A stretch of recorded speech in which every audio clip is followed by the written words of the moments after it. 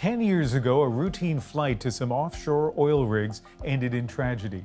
A helicopter carrying 18 workers crashed into the frigid waters off Newfoundland, killing 17 people. It's a sad day. It's when March comes in, you get that feeling of what's coming. And yeah, it brings it all back. Each year, families and friends travel to St. John's to pay tribute. Some leave flowers, photographs, and messages at the airport.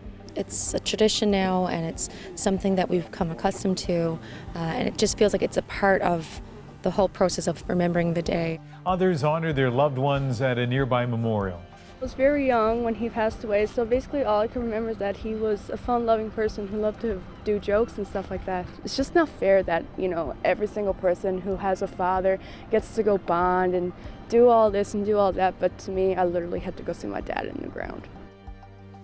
An investigation after the crash revealed the helicopter lost all its oil in the flight.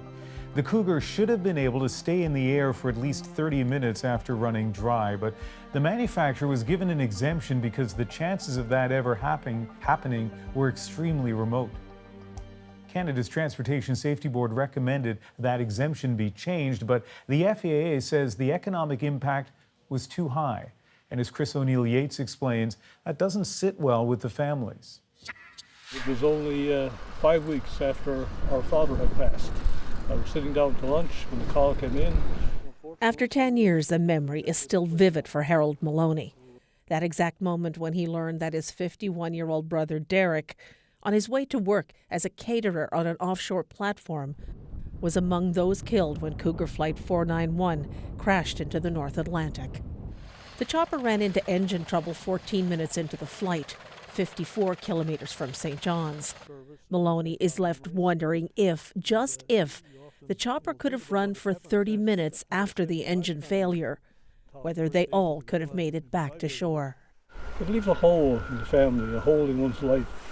The emptiness is compounded by the fact that 10 years later, 2 out of the 4 recommendations have not been implemented. Maloney can't understand why not. Why hold off on the things that cost money? Have we written off individuals in this province and said maybe it's the cost of doing business? To see Derek when he was alive, Maloney simply had to go next door.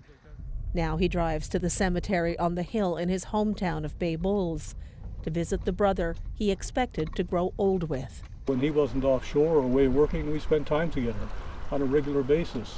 That's gone. I mean, that's something I'll always miss. This community of 1,200 was one of many in this region shattered on that frigid March day in 2009. The ties that bind are strong here. We lost people very close to here, and these individuals were like one large extended family. The numbers of people they were connected to was absolutely unreal. Though safety has improved since the Cougar crash, Maloney worries that it's not enough. Workers will have to travel even farther for new oil projects on the horizon. There probably will be another accident.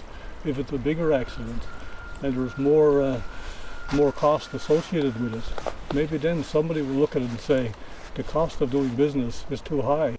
Every time he comes here, one thought consumes Maloney. I think what a waste.